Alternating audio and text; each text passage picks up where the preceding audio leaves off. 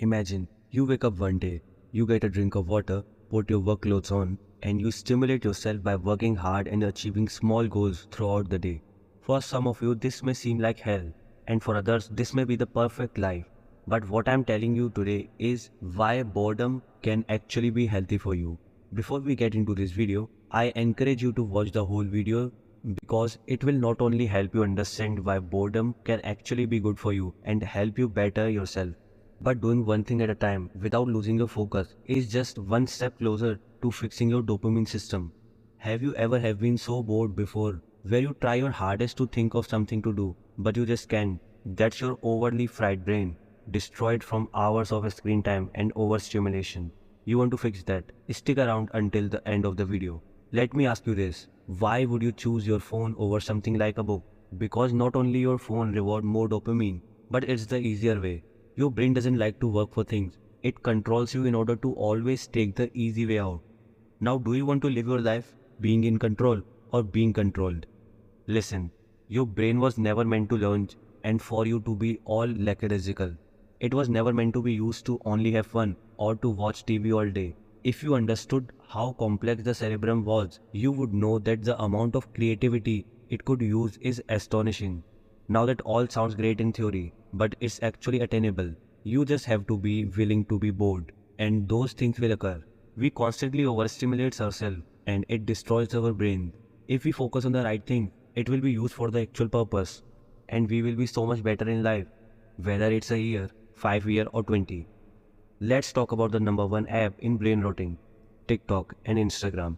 TikTok ruined our society's way of having fun by allowing you to think that it's okay to scroll hours upon hours, 15-second clips of uselessness. You'd probably hear this often, but before kids used to actually go outside and have fun, they'd get their daily dose of exercise and vitamins from the sun. An old NIH study reads that vitamin D can be synthesized in the skin through a photosynthetic reaction triggered by exposure to UVB radiations, which basically translates to this. A simple 30 minutes a day in sunlight will give you enough vitamins and energy to last throughout the day. So, you still being here proves that not only are you part of the small percentage of the world who actually cares about their mental health, but it proves you want to fix it. And that's what I'm here for. In order for you to fix your messed up brain from all these overstimulations and dopamine abuse, you need to do the following. Try deleting an app that causes you to use your phone a lot, whether it's TikTok, Snapchat, or Instagram. You don't have to delete it forever, but after 2 days of not using it, look back on how you feel. I promise you will notice a difference. Workout.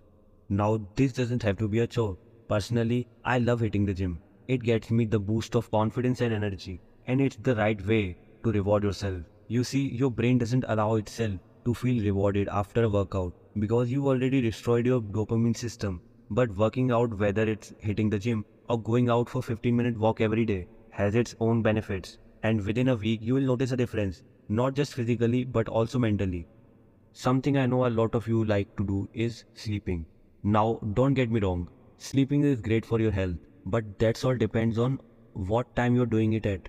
A recent study shows that if you fall asleep before midnight, minutes seems like hours and you will be refreshed, and waking up at a reasonable time, like 7 or 8, you will have gotten what feels like the best night of sleep you have ever had. On the contrary, sleeping after midnight has the opposite effect, where hours seems like minutes and you will wake up sluggish with a foggy unclear mind and with no energy to help you get through the urgency and the task of the day. Another thing is if you take naps throughout your day.